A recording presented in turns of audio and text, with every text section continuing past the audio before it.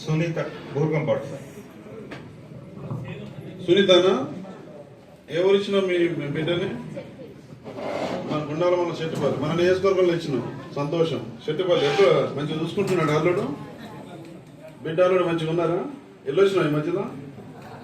ఈ డబ్బులు బిడ్డకి ఇస్తావు, నువ్వు తీసుకుంటావు.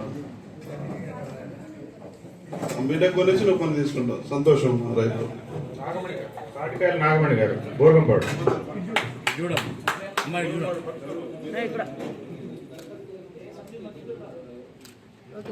బోర్గంపాడు మండలంలో మంజూరైనటువంటి కళ్యాణ లక్ష్మి, షాదీ ముబారక్, ముఖ్యమంత్రి సహాయ నిధి, సీఎంఆర్ఎఫ్ చెక్కుల పంపిణీ కార్యక్రమం చేసుకోవడం జరిగింది.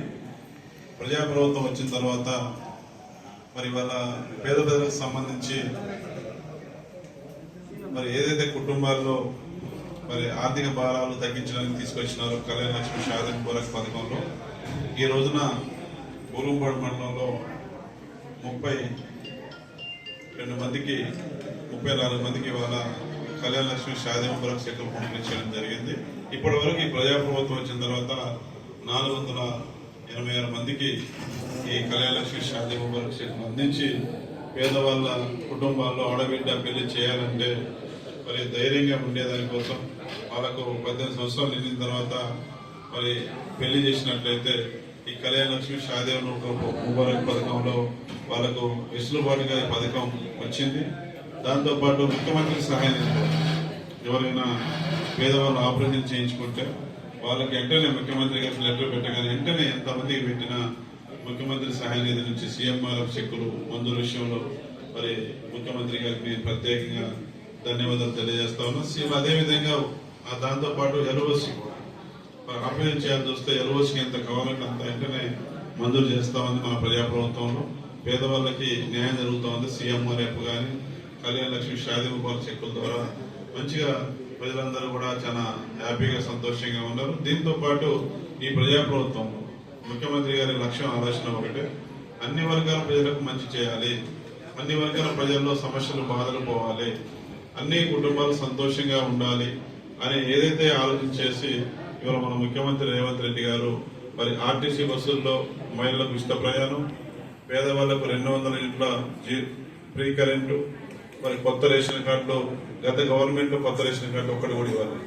ఇవాళ ప్రజాప్రభుత్వం వచ్చిన తర్వాత ముఖ్యమంత్రి గారు రేవంత్ రెడ్డి గారి సారథ్యంలో ఇవాళ కొత్త రేషన్ కార్డు అడిగిన వాళ్ళందరూ కూడా కొత్త రేషన్ కార్డు ఇవ్వడం జరుగుతూ ఉంది. పేదవాళ్ళందరూ కూడా సన్న బియ్యం ఇచ్చే పథకం, ఈ సన్న బియ్యం పథకంలో కూడా మరి పేదవాళ్ళందరికీ కడుపు నిండా భోజనం పెట్టే పథకాన్ని తీసుకొచ్చినారు. వాటితో పాటు ఇవాళ ఇందిరమ్మ ఇండ్లు, 200 యూనిట్ల ఫ్రీ కరెంటు, అద్భుతమైన పథకాలు పేద ప్రజలకు బాగా ఉపయోగపడతా ఉన్నాయి. ఇవాళ ఈ ప్రభుత్వం అమలు చేసే సంక్షేమ పథకాలు ప్రతి కుటుంబానికి అందుతా ఉన్నాయి. ఒక కుటుంబానికి 2 పథకాలు, 3 పథకాలు, 4 పథకాలు అందుతా ఉన్నాయి. ప్రతి వ్యక్తికి కూడా అందుతా ఉంది ఇవాళ మన ప్రభుత్వం అమలు చేసే సంక్షేమ పథకాలు. అవన్నీ కూడా ప్రజలందరూ కూడా మరి సద్వినియోగం చేసుకుంటా ఉన్నారు, లబ్ధి చేకూరుతా ఉంది. అభివృద్ధి కార్యక్రమాలు కూడా స్థానిక ఎమ్మెల్యేగా ముఖ్యమంత్రి గారిని అడగగానే ఎన్ని నిధులంటే అన్ని నిధులు మన పెనుపాక నియోజకవర్గానికి ఇస్తా ఉన్నారు. అన్ని గ్రామాలలో సీసీ రోడ్లు వేపిస్తా ఉన్నాం. అన్ని గ్రామాలలో ఇవాళ అంగన్వాడీ బిల్డింగ్లు కట్టిస్తా ఉన్నాం, స్కూల్ బిల్డింగ్లు కట్టిస్తా ఉన్నాం, కలవర్ట్లు కట్టిస్తా ఉన్నాం. మరి ఇంకా హెల్త్ సబ్ సెంటర్స్ కానీ ఏదంటే అది చేసి పెడతా ఉన్నాం. కాబట్టి వాళ్ళ అభివృద్ధి సంక్షేమ కార్యక్రమాల విషయంలో గత ప్రభుత్వం 8,19,000 కోట్లు అప్పు చేసి పోయినప్పటికీ మరి ఇవాళ ముఖ్యమంత్రి రేవంత్ రెడ్డి గారు నెల కేసీఆర్ గారు చేసిన అప్పుని కడతా ఉన్నాడు.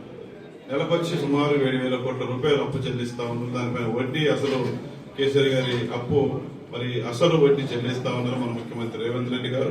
ఆర్థిక భారం ఉన్నప్పటికీ ఏమాత్రం కూడా ఒక అడుగు వెనకేయకుండా మొండి ధైర్యంతో ప్రజలకు ఇచ్చిన మాట నిలబెట్టుకోవాలి, ప్రజలకు మరి ప్రతి సంక్షేమ కార్యక్రమాలు అందించాలి, వాళ్ళ జీవితాల్లో, కుటుంబాల్లో, ఆ ప్రాంతాల్లో మార్పు తీసుకురావాలని ప్రజాపాలనలో 2 సంవత్సరాల కాలంలో గౌరవ ముఖ్యమంత్రి గారు, కేబినెట్ మంత్రులు అందరూ కూడా బాగా పనిచేస్తా ఉన్నారు. ప్రజలు కూడా ఆశీర్వదిస్తా ఉన్నారు, జీవిస్తా ఉన్నారు.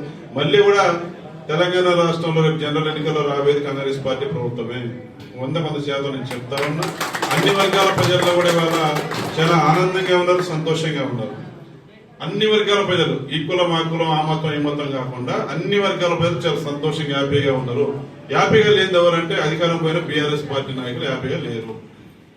లేతే ముఖ్యమంత్రి గారిని మరి ఆరోపణలు చేయడం తప్ప ఆధారం లేనటువంటి నిరాధారమైన ఆరోపణలు చేసి ముఖ్యమంత్రి గారి మీద దుమ్మెత్తిపోయడం తప్ప అధికారం పోయిందనే మరి బాధతో అధికారం పోయిందనే హామంతో ఇవాళ వాళ్ళు ప్రభుత్వం మీద విమర్శ చేస్తున్నారు తప్ప బీఆర్ఎస్ పార్టీ నాయకులు చేసే విమర్శల్ని ప్రజలు పట్టించుకోవట్లేదు. ఏ ఎన్నికలు జరిగినా కానీ ప్రజాప్రభుత్వ పాలనకు రేవంత్ రెడ్డి గారి నాయకత్వానికి బ్రహ్మరథం పడతా ఉన్నారు. జనరల్ ఎన్నికల్లో కూడా తెలంగాణ రాష్ట్రంలో కాంగ్రెస్ పార్టీ ప్రభుత్వమే వస్తుంది.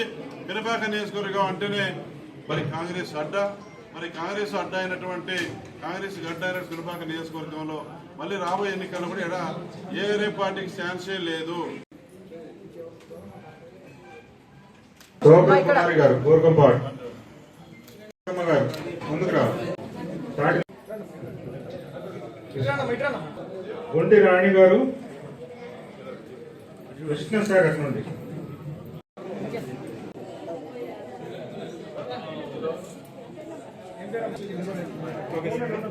కాంగ్రెస్ జై కాంగ్రెస్ స్వయంగారి నాయకత్వం స్వయంగారి నాయకత్వం జై కాంగ్రెస్